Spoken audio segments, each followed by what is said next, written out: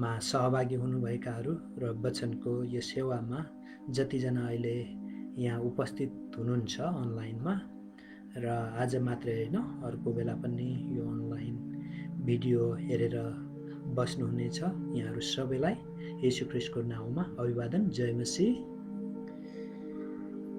तपाईहरुलाई म एउटा प्रश्न गर्न चाहन्छु। हिजो आज कतिजना व्यक्तिहरूले भनिरहेका मैले सुनेको छु कि म नयाँ करारको विश्वासी हुँ, अनि कसैले भन्छन् हामी त पुरानो करार पनि पालन गर्छौं, पुरानो करारका विश्वासी पनि हौं भनेर भन्दछन्। तपाईले पुरानो करारलाई नयाँ करारलाई कसरी लिनुभएको छ? हुन त नयाँ करारको विश्वासी हौं भन्छौं, हो हामी नयाँ करारका विश्वासी हौं, तर तपाईको दृष्टिकोणमा पुरानो करार कस्तो छ? कतिजनाले नयाँ करारका विश्वासी हामी भएकोले पुरानो करारलाई हामीले पालन गर्नु पर्दैन, पुरानो करार हाम्रो निम्ति आवश्यक छैन भनेर भन्नुहुन्छ। के तपाई पनि त्यस्तै ठानिराख्नु भएको छ? एकछिन विचार गर्नुस्, एकछिन प्रश्न सोध्नुस्। के तपाईले पुरानो करारका कुराहरू पालन गर्दै हुनुहुन्छ, गर्नतिर लाग्दै हुनुहुन्छ या छैन? एकछिन विचार गर्नुस्।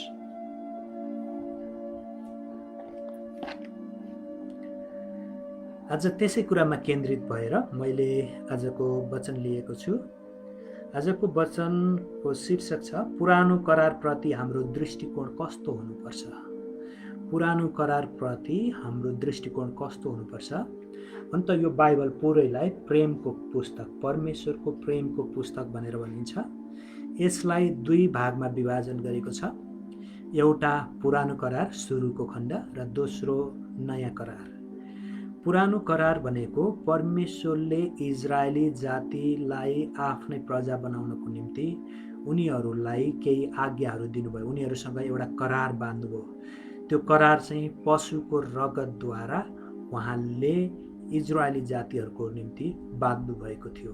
तर त्यो पुरानो करार आफैमा एउटा जाति मात्रै भएको कारणले र पशुको रगतले बाँधिएको कारणले गर्दाखेरि त्यो अनन्तको थिएन, त्यो एउटा छाया मात्रै थियो। वास्तविकता चाहिँ नयाँ करार थियो।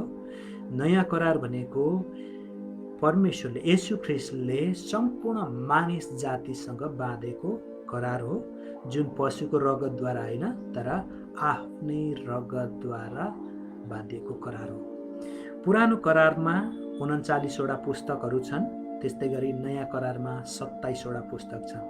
अनि पुरानो र नयाँ करारको दुवै पुस्तकहरूलाई जम्मा गणना गर्दाखेरि 66 वटा पुस्तकहरू पर्दछन्। अब अहिले हामी जिउँदै गरेको समय नयाँ करारको समय हो, किनभने पुरानो करारको अन्त्यमा येशू ख्रीष्ट आउनुभयो र येशू ख्रीष्टले नयाँ करार सुरु गर्नुभयो। अनि त्यहाँदेखि येशू ख्रीष्टको दोस्रो आगमनसम्मको समयलाई नयाँ करारको समय भनेर भनिन्छ र हामी पनि नयाँ करारको समयमा जिरहेका छौँ। र अहिलेको 21औं शताब्दी अर्थात् विक्रम सम्वत 2077 साल सन् 2020 अहिले यो चाहिँ के भन्ने हाम्रो यो नयाँ करारको समय हो। हामी नयाँ करारका विश्वासी हौं, यो साँचो कुरो हो। तर के पुरानो करार हाम्रो निम्ति लाभदायकै छैन, पुरानो करार कामै छैन भनेर हामीले भन्ने हो? यदि पुरानो करार काम लाग्दैन थियो भने किन बाइबलमा सँगै राखिएको छ? कति व्यक्तिहरूले म नयाँ करारको विश्वासी हुँ भन्नुहुन्छ, पुरानो करार हाम्रो लागि काम लाग्दैन भनेर भन्नुहुन्छ।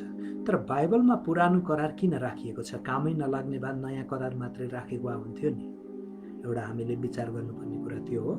दोस्रो कुरा, अर्को खालले मानिसहरूले भन्दछन् हामी यो बाइबलमा पुरानो करार पनि राखेको छ, त्यसकारण पुरानो करारका एक आज्ञाहरू हामीले पालन गर्नु पर्दछ भनेर भन्दछन्।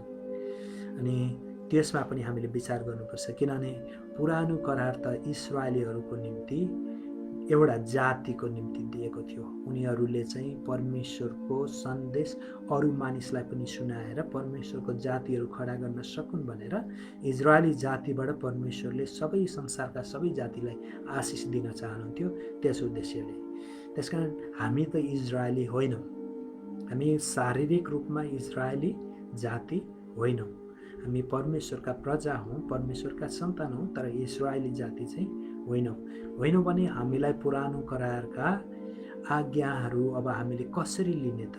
हामीले पनि ती उल्लङ्घन गरे पनि हुन्छ, नमाने पनि हुन्छ कि के हो त? आज हामी यही कुरामा केन्द्रित भएर वचन हेर्नेछौँ र तपाईँले मसँगै मत्तीको सुसमाचार 5 अध्यायको 17 पददेखि 20 पदसम्म पल्टाउन सक्नुहुन्छ। मत्तीको सुसमाचार 5 अध्यायको 17 पददेखि 20 पदसम्म पुरानो करारप्रति हाम्रो दृष्टिकोण कस्तो हुनुपर्छ, हामी यो विषयमा केन्द्रित भएर आजको वचन हेर्नेछौँ। पहिलो कुरा, पुरानो करारप्रति हाम्रो कस्तो दृष्टिकोण हुनुपर्छ भन्दाखेरि 5 अध्यायको 17 र 18 पद अनुसार पुरानो करारलाई प्रभु येशू ख्रीष्टले पुरा गर्न आउनुभयो। प्रभु येशू पुरानो करारलाई पुरा गर्न आउनुभयो। यहाँ तपाईँ र मैले पढेर हेरौँ। मत्तीको 5 अध्यायको 17 र 18 यहाँ यसरी लेखेको छ, व्यवस्था अथवा अगमवक्ताहरूलाई रद्द गर्न म आएको भन्ने नसम्झ। म ती रद्द गर्न होइन तर पुरा गर्न आएँ। किनकि साँच्चै म तिमीहरूलाई भन्दछु, जबसम्म स्वर्ग र पृथ्वी टलेर जाँदैन तबसम्म सबै कुरा पूर्ण नभई कुनै किसिमले व्यवस्थाबाट एउटा मात्रा वा एउटा बिन्दु टल्ने छैन। यहाँ प्रभु येशू ख्रीष्ट त्यतिखेर जब आजभन्दा 2000 लगभग 25 वर्ष अगाडि यो संसारमा आउनुभएको थियो, आउँदाखेरि मानिसहरूले कतिजनाले त्यतिखेर उहाँका समकालीन, उहाँ शरीरमा हुँदैखेरि त्यतिखेर जो मानिसहरू जिएका थिए, उहाँका समाजका मानिसहरूले के ठान्दथे भन्दाखेरि येशू ख्रीष्ट चाहिँ एकदम क्रान्तिकारी जस्तो देखिनु भएको थियो। सबै मानिसहरू पुरानै परम्परा, पुरानै विचार शैली बोकेर हिँडिरहेका थिए, तर येशू ख्रीष्ट नयाँ तरिका, नयाँ विचार बोकेर निस्किनु भयो। अनि अरूले चाहिँ सिकाउन मात्रै जोड दिन्थे, तर उहाँ आफैले पहिले व्यवहारमा उतार्नुहुन्थ्यो, त्यसपछि सिकाउनुहुन्थ्यो। उहाँको शैली एकदमै भिन्दै थियो। उहाँ सिकाउँदाखेरि बडो अधिकार पूर्णताका साथ एकदम अधिकार भएको व्यक्ति जसरी नै उहाँले सिकाउनुहुन्थ्यो। त्यही भएको कारणले येशू ख्रीष्टबाट एउटा खरो स्वभाव पनि देखिएको कारणले धेरै मानिसहरूले येशू ख्रीष्टलाई चाहिँ त्यतिखेरको एउटा क्रान्तिकारी व्यक्ति पनि ठान्दथे। र उनीहरूले के ठान्थे भन्दाखेरि यहुदीहरूका विशेष गरी फरिसी र शास्त्री फरिसी भन्ने व्यक्तिहरू चाहिँ यहुदी धर्मका संरक्षकहरू हुन्, एकदमै अतिवादी, यहुदी धर्मका अतिवादीहरू हुन्। उनीहरू यहुदीको व्यवस्था, यहुदीका नियम कानुनहरू, विधि विधानहरू एकदम अक्षर पालन गर्न खोज्दथे। अक्षरमा उनीहरू जोड दिँदथे। त्यतिखेरका एकदमै शक्तिशाली त्यो यहुदी धर्मपन्थका यिनीहरू एउटा सम्प्रदाय हो। यहुदी धर्मभित्र धेरै सम्प्रदायहरू थिए, फरिसी एउटा सम्प्रदाय हो र कडा स्वभावका यिनीहरू थिए। शास्त्री भनेको विशेष गरी परमेश्वरको वचन, पुरानो करार, व्यवस्थाहरू सिकाउने व्यक्तिहरू, व्यवस्थामा एकदमै पोख्त व्यक्तिहरू थिए। अनि त्यस्तो समयमा यी व्यक्तिहरूले सिकाउँथे मात्रै, तर व्यवहारमा त्यति देखिँदैनथ्यो। मानिसहरूलाई एकदम कट्टरपनाले उनीहरूले सिकाउँथे। अनि येशू ख्रीष्ट फरिसी अनि यो शास्त्रीहरू अनि अरू ग्रुपहरू पनि थिए, सदुकीहरू भन्ने अरू विभिन्न धार्मिक सम्प्रदाय, यहुदी सम्प्रदायका समूहहरू थिए। तिनीहरूलाई येशू ख्रीष्टले हप्काउनु भयो। तिनीहरूका बेला बेलामा विरुद्धमा पनि उठ्नु भयो। अनि त्यही भएर कति मानिसहरूले ठानेका थिए कि येशू ख्रीष्टले त पुरानो करार, येशू ख्रीष्टले त यहुदीहरूको व्यवस्था रद्द गर्न आउनुभयो, यो व्यवस्थालाई उहाँले हटाइदिनुहुन्छ, उहाँले नयाँ कुरो, क्रान्तिको कुरो ल्याउनु हुनेछ भनेर सोचिरहेका थिए। र त्यस्तै अवस्थामा सायद कति मानिसहरूले त्यतिखेर छलफल पनि गरेका थिए होला, येशू ख्रीष्टले पनि सुन्नु भएको थियो होला। र येशू ख्रीष्टले यहाँ भन्नुहुन्छ, व्यवस्था अथवा अगमवक्ताहरूलाई रद्द गर्न आएको भन्ने नसम्झ। प्रभु येशू ख्रीष्टले तिनीहरूलाई भन्दै हुन्छ, तिमीहरूले के सोचिरहेका छौ कि म व्यवस्था, अगमवक्ताका पुस्तकहरू रद्द गर्न आएको हुँ भनेर उहाँले प्रश्न गर्नुहुन्छ। तिमीहरूले यदि त्यो सम्झिरहेका छौ भने त्यो गलत हो। म व्यवस्थालाई अगमवक्ताका कुराहरूलाई रद्द गर्न होइन, तर तिनीहरूलाई पुरा गर्न आएको हुँ भनेर भन्नुभएको छ। र 18 पदबाट अझ स्पष्ट हुन्छ। 18 पदमा यसरी लेखेछ, किनभने साँच्चै म तिमीहरूलाई भन्दछु, जबसम्म स्वर्ग र पृथ्वी टलेर जाँदैन तबसम्म सबै कुरा पूर्ण नभई कुनै किसिमले व्यवस्थाबाट एउटा मात्रा वा एउटा बिन्दु पनि टल्ने छैन। पहिले यो भन्दा अगाडि तपाईँ र मैले बुझ्नुपर्छ व्यवस्था भनेको के हो। हामीले बुझ्नुपर्छ व्यवस्था भन्ने बित्तिकै 3 भागमा हामीले विभाजन गर्न सक्छौँ। अर्थात् त्यतिखेर अहिले हामीले व्यवस्था भनेको के हो, तीनवटा व्यवस्था भन्ने बित्तिकै तीनवटा कुरा बुझिन्छ। एउटा व्यवस्था भनेको पहिलेको उत्पत्तिदेखि लगातार 5 वटा पुस्तकहरू जुन मोसा भन्ने व्यक्तिले लेखेका थिए, ती 5 वटा पुस्तकहरूलाई व्यवस्थाका पुस्तक भनेर भनिन्छ, अर्थात् व्यवस्था भनेर भनिन्छ। हिब्रू भाषामा तोरा भनेर भनिन्छ, अनि ग्रिक र इङ्ग्लिसमा पेन्टाटुक भनेर भनिन्छ। पेन्टाटुक भनेको 5 वटा पुस्तकहरू होइन। पहिलाको उत्पत्ति, प्रस्थान, लेवी, गन्ती, व्यवस्था, यी 5 वटा पुस्तकहरूलाई व्यवस्थाका पुस्तक, मोसाका व्यवस्थाका पुस्तकहरू भनेर भनिन्छ। दोस्रो व्यवस्था भनेको प्रस्थानको 20 अध्यायदेखि लिएर व्यवस्थाको अन्तिम अध्यायसम्म विभिन्न आज्ञाहरू भनौँ, विभिन्न परमेश्वरले मोसाद्वारा इजरायलीहरूको निम्ति विभिन्न आज्ञाहरू, कानुनहरू, नियम कानुनहरू दिनुभएको छ, तिनीहरूलाई पनि व्यवस्था भनेर भनिन्छ। र तेस्रो चाहिँ व्यवस्था भनेको पुरै पुरानो करारलाई पहिले यहुदीहरूले व्यवस्था भन्थे, तोरा भनेर भन्थे। तोरा भनेको यो व्यवस्था, हाम्रो बाइबल भने जस्तै उनीहरूको व्यवस्था हो। अनि यो जुन मोसा परमेश्वरले इजरायलीहरूलाई दिएका व्यवस्थाहरू छन्, नियम कानुनहरू छन्, ती नियम कानुन पनि विशेष गरी 3 खाले थिए। एउटा नियम कानुन चाहिँ नागरिक नियम कानुन, जुन चाहिँ हिजोआज हाम्रो देशको नियम कानुन जस्तै हो। अनि दोस्रो चाहिँ नैतिक कानुन। नैतिक कानुन भनेको के गर्नुहुन्छ, के गर्नु हुँदैन, विशेष गरी नैतिक कुराहरू पाइन्छ। अनि तेस्रो चाहिँ धार्मिक विधि विधानहरू। यी 3 किसिमका व्यवस्थाहरू, त्यो यहुदीहरूका नियम कानुनभित्र पनि यी 3 किसिमका व्यवस्थाहरू पर्थे। नागरिक कानुन, अनि धार्मिक विधिहरू र नैतिक कानुनहरू। यी 3 वटा चाहिँ सम्झिराख्नु होला। मैले किनभने म पछि यसलाई अझ स्पष्ट पार्नेछु र तपाईँले यी 3 वटा चाहिँ नभुल्नु होला। र अर्को कुरा, प्रभु येशू ख्रीष्टले जब भन्नुहुन्छ व्यवस्था अथवा अगमवक्ताहरूलाई रद्द गर्नु म आएको होइन भनेर भन्नुहुन्छ, त्यो भन्नुको मतलब चाहिँ के हो भन्दाखेरि मोसाले लेखेका 5 वटा पुस्तकलाई व्यवस्थाका पुस्तक भनेर भन्थ्यो।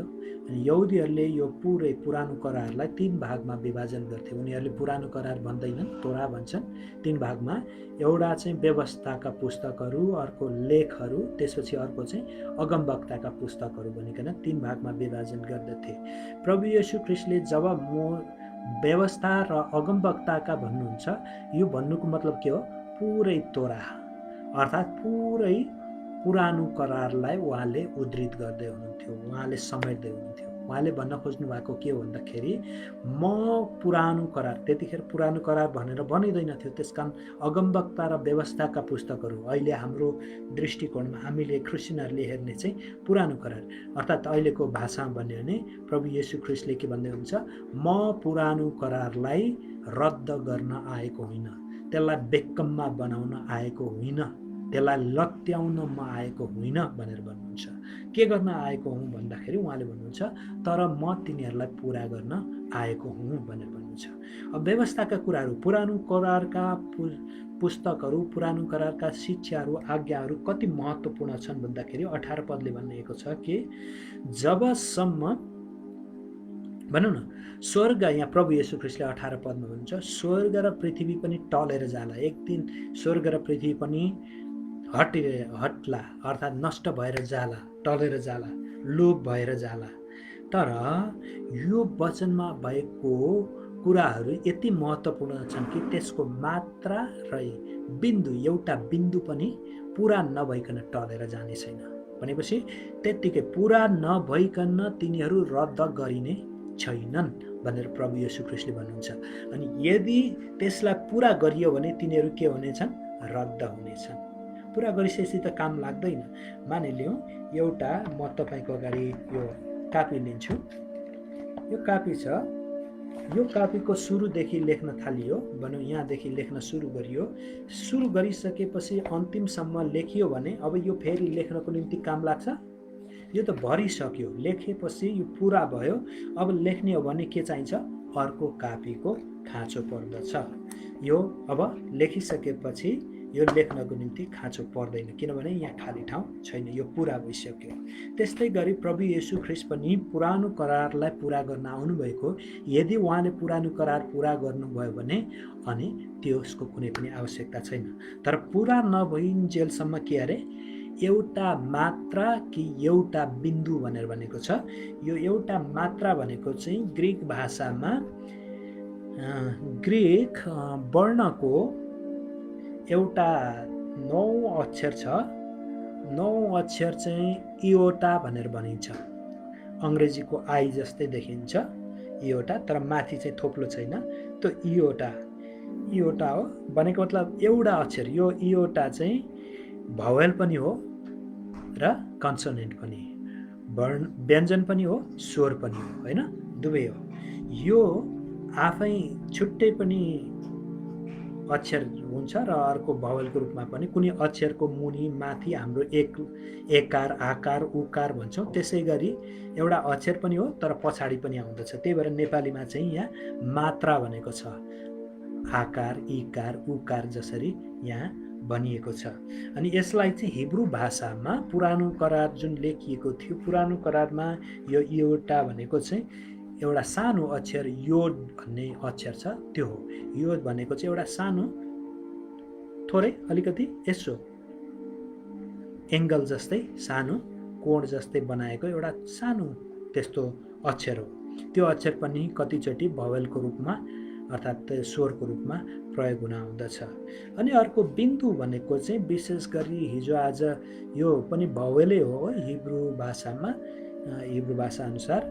अनि ग्रीक भाषा अनुसार चाहिँ यसलाई केराइया भनेर भनिन्छ, जसको अर्थ सिङ, गाई वस्तुको सिङ जस्तो सिङ हुन्छ। तर हिब्रूमा चाहिँ हिरेक अर्थात् सिरेक भनेर एउटा स्वर अर्थात् भावेल भनेर भनिन्छ। त्यो चाहिँ कुनै पनि अक्षरको मुनितिर थोप्लो दिन्थ्यो, बिन्दु दिन्थ्यो, हाम्रो उकार जस्तै। तर उकार भन्दा पनि पहिले हामीले तल थोप्ली व भनेर भन्थ्यौँ।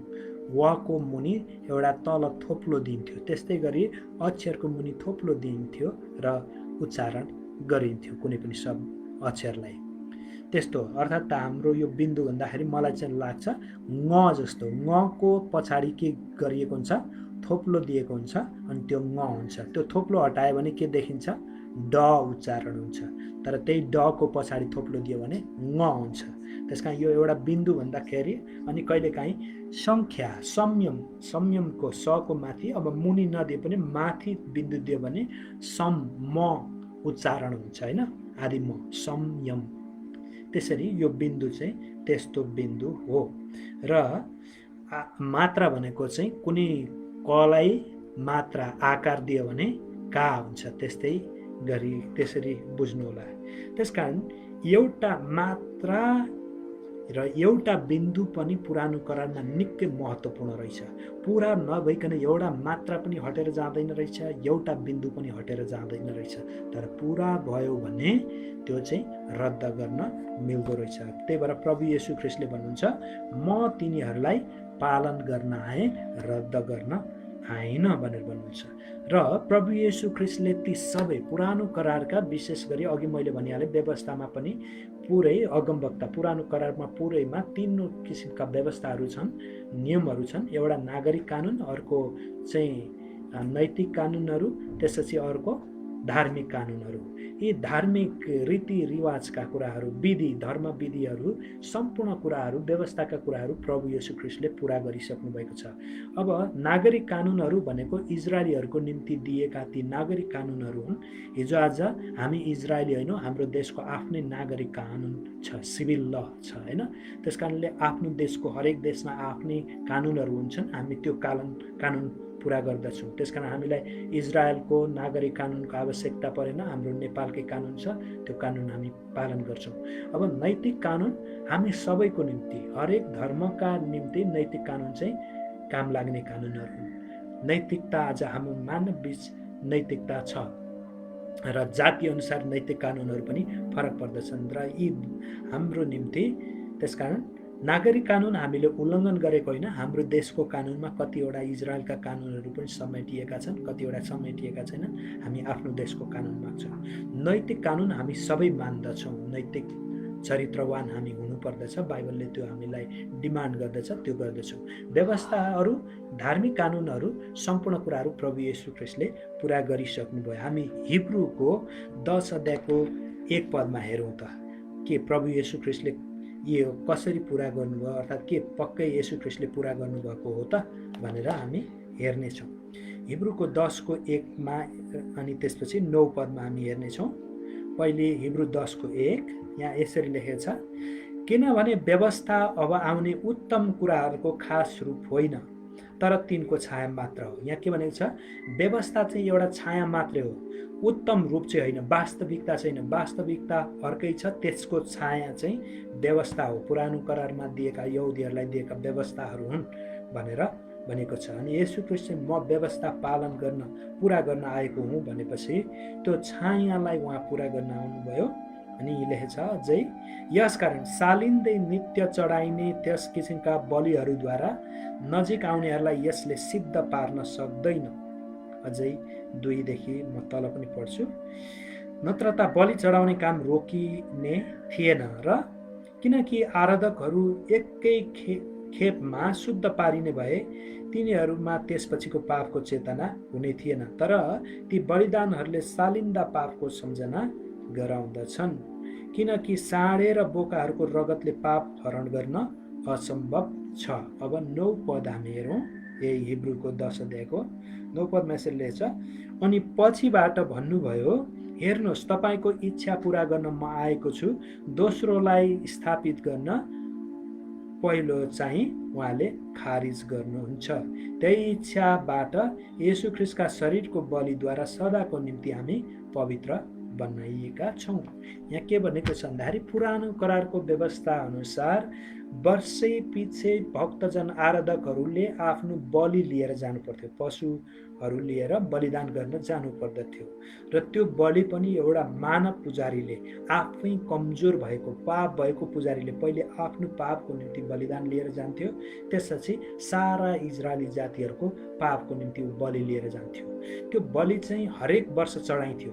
यसले के बताउँदछ भन्दाखेरि पुरानो करारको व्यवस्थाले पुरा रूपमा पाप क्षमा गर्न सक्दैन भन्ने कुरा प्रमाण दिइन्छ। किन भन्दाखेरि यदि पुरै पाप क्षमा गर्ने भएदेखि अर्को वर्ष बलिदान चढाउनु पर्दैन थियो, तर यहाँ वर्षै पछि चढाउनु पर्ने भयो। त्यसको मतलब के हो, 1 वर्षसम्म मात्रै त्यसले धान्यो, अर्को वर्ष फेरि बलिदान चढाउनु पर्ने भयो, त्यसलाई पुरै क्षमा गरेन भन्ने कुरा बुझिन्छ, किनभने यो त छाया थियो।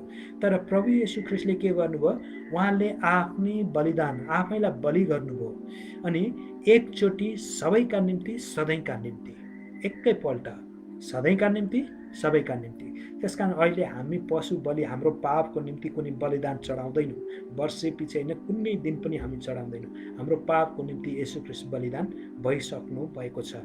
उहाँले त्यो व्यवस्थाले माग गरेको, व्यवस्थाले एउटा के भन्ने माग गरेको, व्यवस्था पुरा गर्नको निम्ति जुन रगत बगाउनु पर्थ्यो, त्यो चाहिने रगत, वास्तविक रगत चाहिँ प्रभु येशू ख्रीष्टले बगाउनु भयो र व्यवस्थालाई उहाँले पुरा गर्नुभयो।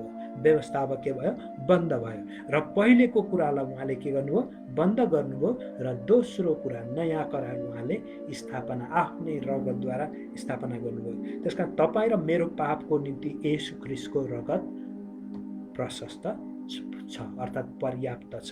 तपाईँ र मैले कुनै पाप गरिहाल्यौँ भने पनि हामी प्रभुसँग क्षमा माग्दछौँ र प्रभुले हामीलाई जब क्षमा दिनुहुन्छ उहाँका रगतले हामीलाई धोएर पूर्ण रूपमा शुद्ध गर्नुहुनेछ। दोस्रो, कलसीको 2 अध्यायको 16 र 17 पद पनि हेरौँ। यहाँ यसरी लेखेको छ यो पुरानो करारको बारेमा। यसकारण खान र पिउन वा पर्वको दिन वा औँसी अथवा सब्बात दिन मान्ने विषयमा कुनै मानिसले तिमीलाई दोष नदियोस्। यी चाहिँ आउने कुराका छाया मात्र हुन्, तर वास्तविकता चाहिँ ख्रिस्टमा नै हुन्छ।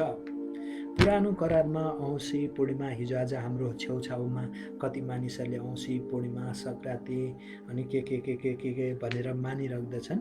यस्ता कुराहरू खाने पिउने चाडपर्वका कुराहरू गर्दछन्, छुने नछुने शुद्ध अशुद्धका कुराहरू। यस्ता कुराहरू त छाया मात्रै हो, वास्तविकता त येशू ख्रिस्ट नै छ। येशू ख्रिस्टले यी सबै पुरा गर्नुभयो, त्यसका हामीले यी धार्मिक विधि विधान अब पालन गरिराख्नु आवश्यक छैन। हामीले उल्लङ्घन गर्ने पनि होइन, तर तिनीहरूको औचित्य भयो, तिनीहरूको कुनै आवश्यकतै हामीलाई छैन। हामीले येशू ख्रिस्टको बलिदानलाई नै सम्पूर्ण ठान्दछौँ। त्यसकारण परमेश्वरले प्रभु येशू ख्रिस्टले के गर्नुभयो भन्दाखेरि पुरानो करारका सबै आज्ञाहरू उहाँले पुरा गरिसक्नु भएको छैन। कतिवटा कुराहरू उहाँको दोस्रो आगमनमा पनि, जस्तो भविष्य दानियलको पुस्तकको, इजिकियलको, यशायाका कति कुराहरू चाहिँ उहाँले अन्त्यका दिनमा पुरा गर्नुहुनेछ, कतिवटा पुरा हुँदै जानेछन् हैन। त्यसकारणले गर्दाखेरि उहाँ यी व्यवस्था पुरा गर्न आउनुभएको हो। त्यसकारण तपाईँ र मैले उहाँले पुरा गरिसक्नु भएको छ भने फेरि तपाईँ र मैले खोतलेर त्यो पालन गर्न खोज्ने, अर्थात् त्यो पालन गरेर उद्धार मुक्ति पाप क्षमा पाइन्छ भनेर हामीले लाग्नु मूर्खता हुन्छ। किनभने त्यो छाया वास्तविकता नै हामीले पाइसकेपछि छाया किन हामीलाई आवश्यक पर्यो? वास्तविकता येशू ख्रिस्ट नै हामीलाई सबैभन्दा सिद्ध बलिदान हाम्रो निम्ति भइसकेपछि कमसलको हामीलाई किन आवश्यकता पर्यो? त्यो त आवश्यक नै पर्दैन। त्यसकारण हामीले पुरानो करार उल्लङ्घन गरेका होइनौँ, पुरानो करार फेरि सबै रूपमा पालन नगरेका पनि होइनौँ। पुरानो करारको हामीले धार्मिक विधि विधान पालन गर्नतिर चाहिँ हामी जोड दिँदैनौँ। किन भन्दाखेरि ती सबै येशू ख्रिस्टले पुरा गरिसक्नुभयो। पुरा गरिसकेको कुरा हामीले फेरि अब पुरा गर्नु, त्यसलाई खोतल्नु पर्ने आवश्यकता छैन। त्यो अध्याय, त्यो विषय नै बन्द भइसकेको छ। बन्द भइसकेकोलाई फेरि खोल्नुपर्ने आवश्यकता छैन। तर नागरिक कानुन हाम्रो देशको आफ्नै छ, नैतिक कानुन हामी अझै पनि पालन गर्छौँ। अनि पावलले भन्दछन् व्यवस्था पवित्र छ, व्यवस्था असल छ भनेर भन्छन्। हो, व्यवस्था असल छ, नागरिक कानुनहरू त्यहाँ दिएका असल छन्, नैतिक कानुनहरू असल छन्, ती हामी पालन गर्दछौँ होइन। हाम्रो आफ्नो देश र हाम्रो आफ्नो जातिको अनुसार हामी पालन गर्दछौँ। त्यसकारण पहिलो हाम्रो दृष्टिकोण के रहेछ? प्रभु येशू ख्रिस्ट यो पुरा गर्न आउनुभएको र प्रभु येशू ख्रिस्टले प्राय लगभग पुरानो करार सबै पुरा गरिसक्नु भएको कारणले गर्दाखेरि ती हामीले अब फेरि खोतलिराख्नु पर्ने छैन। र ती हामीलाई चाहिँ अब तैँले यी कुराहरू चाहिँ अहिले पनि मान्नुपर्छ भनेर हामीलाई बाध्य बनाउन मिल्दैन, किनभने तिनीहरूको औचित्य सकिसक्यो। प्रभु येशू ख्रिस्टले त्यसपछि नयाँ करारमा उहाँले नयाँ आज्ञा दिनुभयो। त्यो नयाँ आज्ञा चाहिँ के हो भन्दाखेरि तिमीहरूले आफ्ना परमेश्वरलाई तिमीहरूको सारा समझले, सारा प्राणले र सारा बलले, सारा शक्तिले प्रेम गर भनेर भन्नुभयो। पहिलो आज्ञा यो नयाँ करारको। दोस्रो चाहिँ तिमीहरूले आफ्नो छिमेकीलाई आफैलाई चाहिँ प्रेम गर, दोस्रो आज्ञा यो हो। प्रभु येशू ख्रिस्टले दिएको आज्ञा चाहिँ नयाँ करार चाहिँ के हो? प्रेम गर्नु, परमेश्वरलाई र छिमेकीहरूलाई प्रेम गर्नु। त्यसकारण तपाईँ र मैले अब पुरानो करार होइन, सबैलाई प्रेम गर्न सक्यौँ भने पुरानो करार पनि, सम्पूर्ण नयाँ करार पनि, त्यसैमा सम्पूर्ण व्यवस्था हामीले एउटाले अर्कोलाई प्रेम गऱ्यौँ भने त्यसैमा पुरा हुँदछ। त्यसकारण पुरानो करारका कुराहरू अब हामी पालन गर्नको निम्ति बाध्य छैनौँ। हामी त्यो पुरा प्रभु येशू ख्रिस्टले गरिसक्नुभएको। त्यसकारण तपाईँ र मेरो अगाडि कसैले खतना गर्नुपर्छ, कसैले निस्तार चाड मनाउनुपर्छ, कसैले सुत्केरी बार्नुपर्छ, कसैले चाहिँ महिनावारी बार्नुपर्छ, कसैले चाहिँ मान्छे मर्दाखेरि चाहिँ 11 दिनसम्म जुठो बार्नुपर्छ। यी सबै वाह्यत कुराहरू, यी कुराहरूको कुनै आवश्यकता छैन। तपाईँ र मलाई प्रभु येशू ख्रिस्टले शुद्ध पारिसक्नुभएछ। त्यसकारण तपाईँ र म कहिले पनि अशुद्ध अर्थात् जुठो हुँदैनौँ। चाहे कोही जन्मियोस्, चाहे कोही मर्योस्, चाहे केही पनि होस्, त्यहाँ अब शुद्ध अशुद्ध छैन। येशू ख्रीष्टको रगतले सबै कुरादेखि हामीलाई शुद्ध तुल्याएको छ। आमेन। त्यसकारण हामी एउटै कुरा गरौँ, अब परमेश्वरलाई र मानिसहरूलाई हामीले प्रेम गरौँ।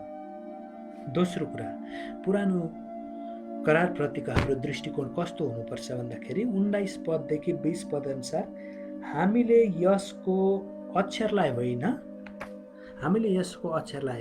भावनालाई ध्यान दिनुपर्छ। हामीले यसको अक्षरलाई होइन भावनालाई ध्यान दिनुपर्छ।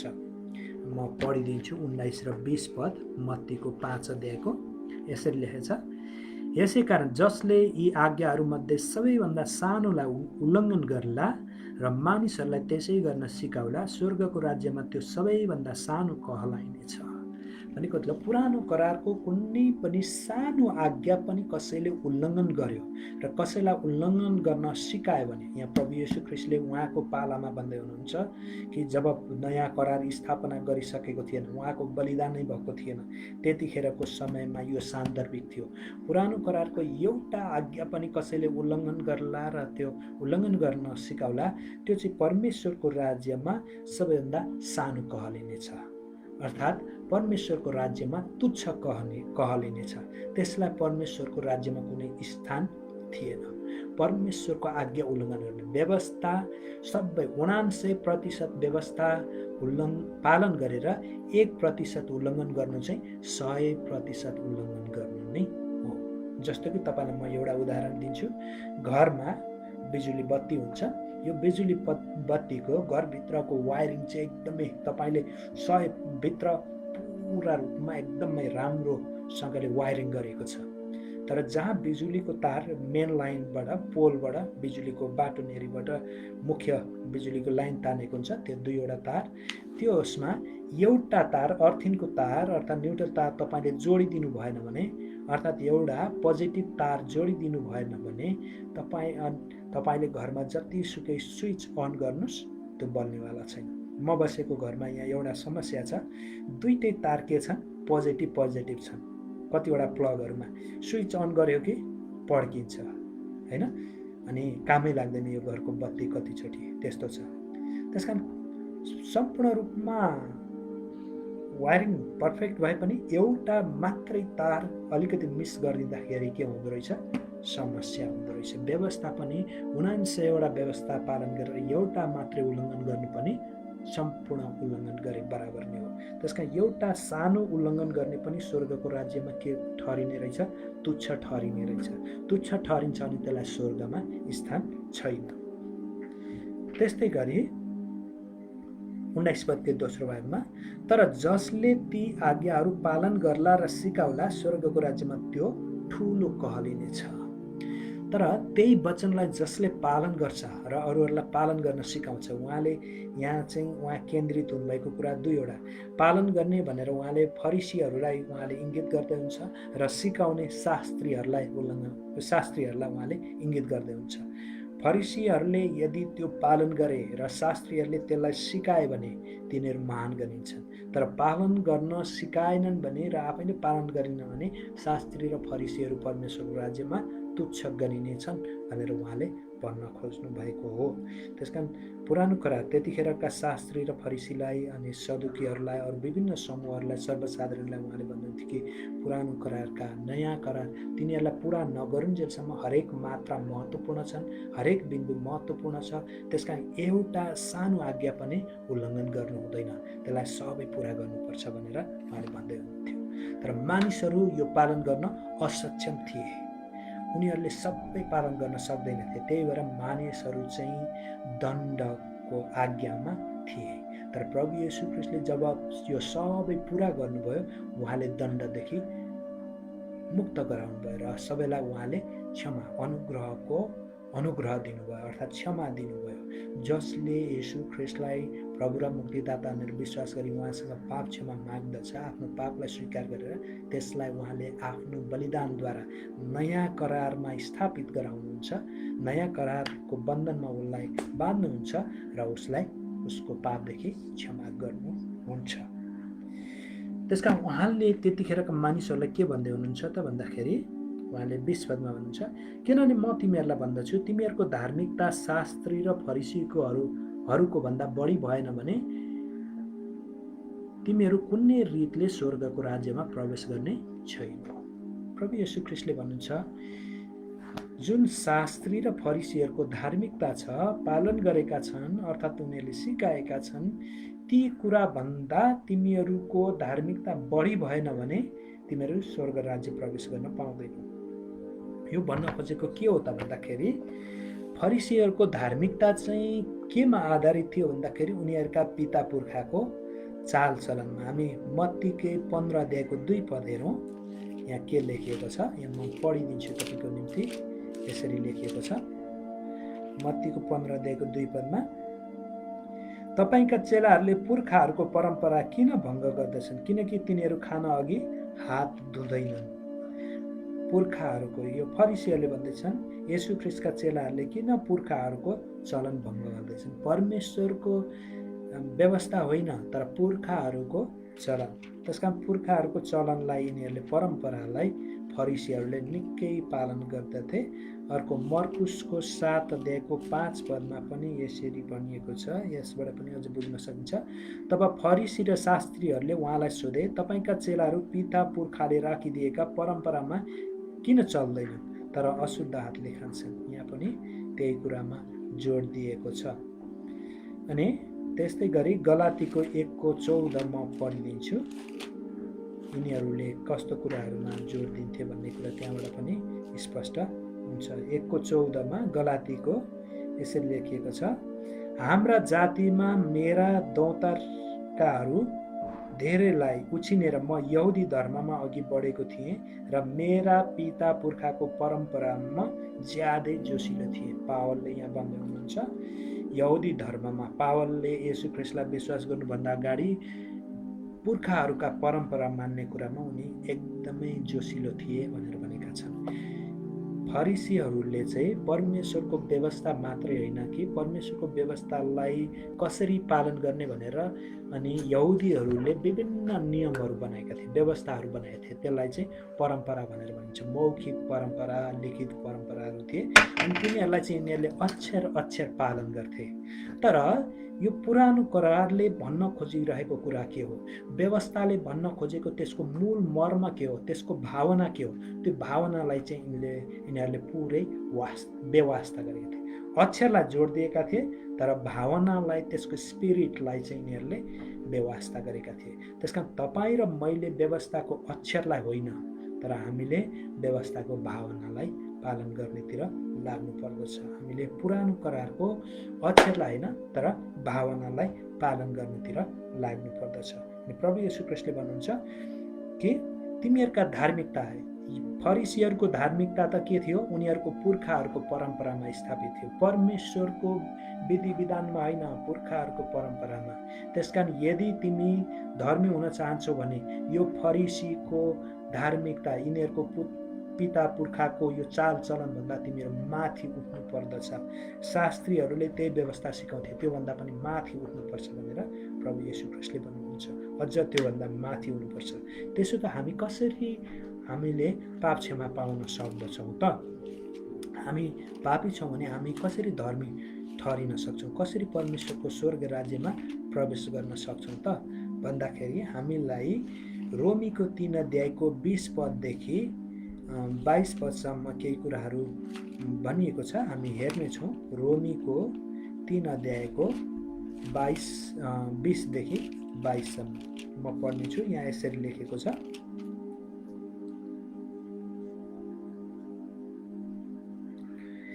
20 पददेखि, यसै कारण व्यवस्थाको कर्मले कोही प्राणी उहाँको दृष्टिमा धर्मी ठहरिने छैन, किनकि व्यवस्थाद्वारा नै पापको चेतना हुन्छ। पुरानो करार अर्थात् व्यवस्थाले चाहिँ मान्छेलाई धर्मी ठहराउने होइन रहेछ, तर पापको ज्ञान चाहिँ दिने रहेछ। जस्तो चोरी नगर्नु भन्ने व्यवस्थाले, चोरी नगर्नु भन्दाखेरि के भयो, चोरी गर्नु चाहिँ पाप रहेछ, मैले चोरेँ, पाप पो गरेँ भनेर त्यसले के दियो, ज्ञान दियो। व्यभिचार गर्नु हुँदैन, होइन, मूर्ति पूजा गर्नु हुँदैन, अरू देवी देवताको पूजा गर्नु हुँदैन, साबत दिन पवित्र राख्नु पर्दछ, आफ्नो आमा बुवालाई आदर गर्नु पर्दछ, हत्या गर्नु हुँदैन। यी कुराहरू जब यो उल्लङ्घन गर्दछ त्यसपछि उसलाई के ज्ञान हुन्छ, मैले पाप गरेँ, यो उल्लङ्घन गर्नु त पाप रहेछ भनेर पापको चेतना चाहिँ व्यवस्थाले दिने रहेछ। व्यवस्थाले कसैलाई पनि धर्मी ठहराउँदैन रहेछ। अनि धर्मी नठहराएपछि 21 पद पनि हेर्दै जाउँ। तर अब त व्यवस्था बिनै परमेश्वरबाट आउने धार्मिकता प्रकट भएको छ, त्यसको गवाही व्यवस्था र अगमवक्ताहरूले दिएका छन्। प्रभु येशू ख्रीष्टले यही व्यवस्था र अगमवक्ता पुरा गर्न आउनुभएको थियो भनेर भन्नुहुन्छ। अनि यहाँ पावलले पनि रोमीको पुस्तकमा त्यही भन्नुहुन्छ, व्यवस्था चाहिँ अब परमेश्वरबाट प्रकट भएको कुरा अगमवक्ता र व्यवस्थाका पुस्तकहरूले गवाही दिएका छन् भनेर भन्दछन्। 22 पद, येशू ख्रीष्टमा विश्वास गर्ने सबैमाथि परमेश्वरको धार्मिकता विश्वासद्वारा प्रकट भएको छ, किनभने केही भेद छैन, किनकि सबैले पाप गरेका छन् र परमेश्वरको महिमासम्मबाट पुग्नबाट चुकेका छन्। परमेश्वरका अनुग्रहको वरदानले ख्रीष्ट येशूमा भएको उद्धारबाट तिमीहरू सित्तैमा धर्मी ठहराइएका छौ। हैन, धर्मी चाहिँ केबाट ठहरिँदो रहेछ भन्दाखेरि ख्रीष्ट येशूद्वारा। ख्रीष्ट येशूले व्यवस्था र अगमवक्ता पालन गर्नुभयो, उहाँ आफै बलिदान हुनुभयो, उहाँको रगतद्वारा उहाँले हामीसँग नयाँ करार बाँध्नुभयो। अब त्यो नयाँ करार, पुरानो करारद्वारा कोही मान्छे धर्मी ठहरिँदैन रहेछ, तर त्यो पुरानो करार चाहिँ एउटा नयाँ करारको छाया रहेछ। नयाँ करारको वास्तविकता येशू ख्रीष्ट हुनुहुँदो रहेछ। येशू ख्रीष्टको बलिदानको छाया चाहिँ पशुको बलिदान रहेछ। अब येशू ख्रीष्टकै बलिदान भइसकेपछि पशुको बलिदानको आवश्यकता पर्दैन, कुनै बलिदानको आवश्यकता पर्दैन। हामी येशूको बलिदानद्वारा हामी धर्मी ठहराएका छौँ। त्यसकारण येशू ख्रीष्टमा विश्वास गर्यौँ भने हामी सित्तैमा धर्मी ठहरिने रहेछौँ। हामीलाई यसरी परमेश्वरले धर्मी ठहराउनुहुन्छ। अनि रोमीको 1:17 पद पनि हेरौँ। यहाँ यसरी लेखिएको छ, किनकि सुसमाचारमा परमेश्वरबाट आउने धार्मिकता प्रकट भएको छ, त्यो धार्मिकता जो चाहिँ सम्पूर्ण रूपले विश्वासद्वारा नै आउँछ। यस्तो लेखिएको छ, धर्मी चाहिँ विश्वासद्वारा नै जिउने छ। अब पुरानो करार र भनौँ न, पावलले अघि नै यो रोमीको 3 अध्यायको उनले 21 पदमा भने कि व्यवस्था र अगमवक्ताहरूले गवाही दिएका छन् कि मान्छे विश्वासद्वारै धर्मी ठहरिन्छ। व्यवस्था पालन गरेर होइन, व्यवस्थाको अक्षर पालन गरेर होइन, व्यवस्थाको मूल मर्म अर्थात् भावना चाहिँ के हो, त्यो चाहिँ परमेश्वरमाथि विश्वास गरेर, विश्वास रहेछ त्यसको आत्मा चाहिँ, त्यसको भावना चाहिँ विश्वास रहेछ। विश्वास गरेर, परमेश्वरमाथि विश्वास गरेर मात्रै, ख्रीष्ट येशूमाथि विश्वास गरेर मात्रै उद्धार मुक्ति पाइँदो रहेछ, अर्थात् धार्मिकता पाइँदो रहेछ। त्यसकारण तपाईँ र मैले पुरानो करारको अक्षर पालन गरेर होइन, तर त्यसको भावना पालन गरेर हामीले उद्धार मुक्ति पाउँदो रहेछौँ। अनि भावना चाहिँ के भन्दाखेरि परमेश्वरमाथिको विश्वास।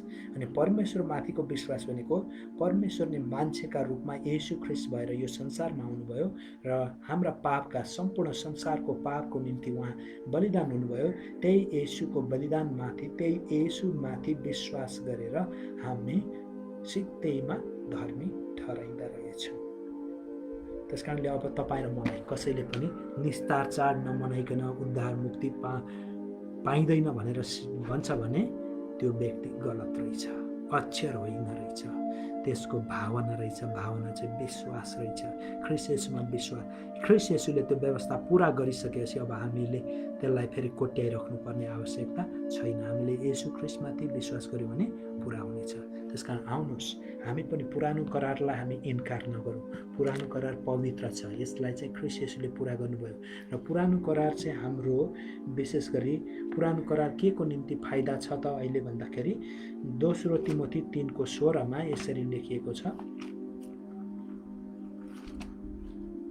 2 तिमोथी 3:16 सम्पूर्ण पवित्र शास्त्र परमेश्वरको प्रेरणाबाट भएको हो र यो सिकाउनलाई, अर्ती दिनलाई, सच्याउनलाई, धार्मिकतामा तालिम दिनलाई लाभदायक हुन्छ। यो के को निम्ति रहेछ भन्दाखेरि सिकाउनको निम्ति, अर्ती कसैलाई गलत बाटोमा हिँड्दैछ भने अर्ती दिन, उसलाई उसको जीवनलाई सच्याउन, उसलाई धार्मिकतामा तालिम दिनको निम्ति पुरानो करार लाभदायक रहेछ।